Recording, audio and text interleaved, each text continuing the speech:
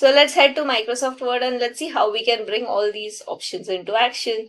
Alright, so here I am in Microsoft Word, and as you can see that I have this beautiful document that I have created. So in this part, what I want is that I do not want the users to change any of the options that are present within this. Say for example, I don't want any user to mistakenly also not change the particular name of the person, address, phone numbers, email addresses, because these are sensitive documents of my client.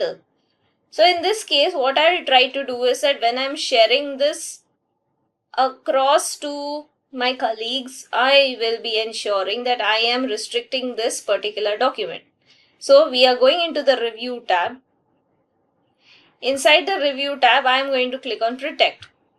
In the under protect section, we have the restrict editing.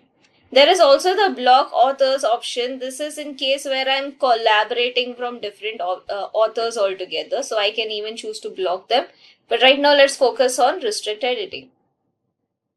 So here we have it. As I said, the restrict editing pane will either be on the left side or the right side. It will be docked on either of the sides. Or you can even pull it out as a free flowing pane that we have over here. So in this case, what do we find is that we have three things that we need to do. The first one is called as formatting restrictions.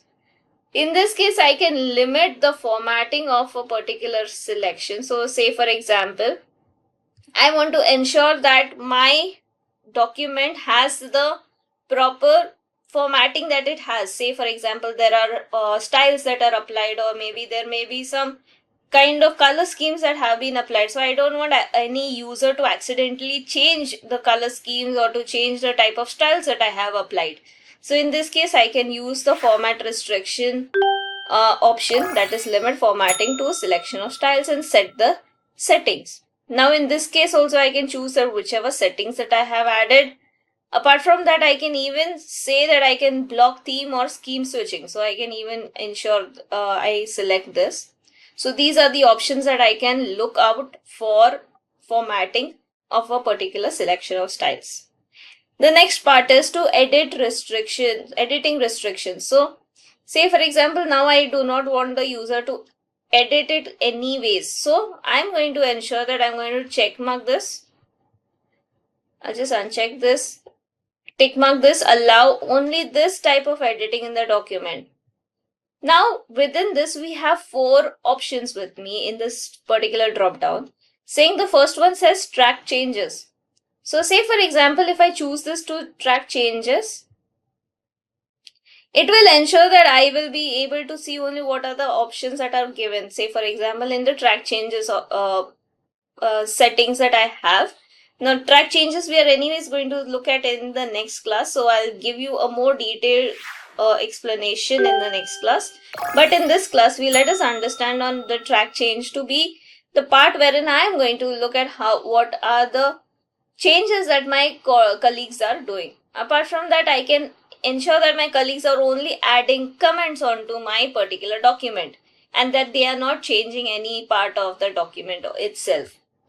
Filling in forms. Say I made a form. I know how to create forms in Microsoft Word, and once I have created a form, I can make them fill the form in the particular placeholders of the text where I have actually added them, not in the place of labels.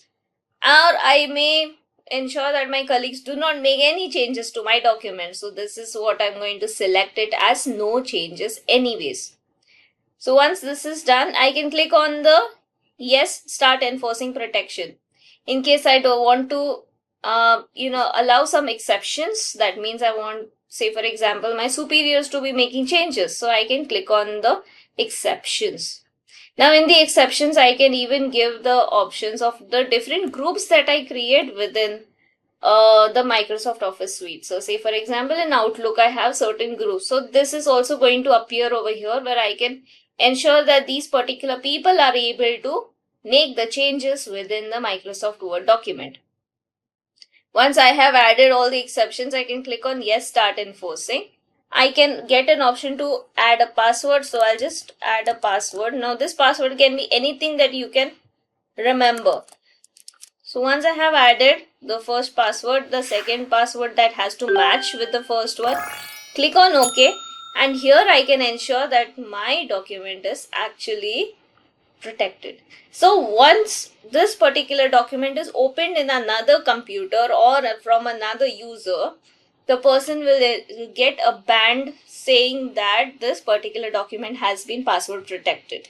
So in case if you know the password, then you can basically unlock the document, or you can basically open the document and even do the editing.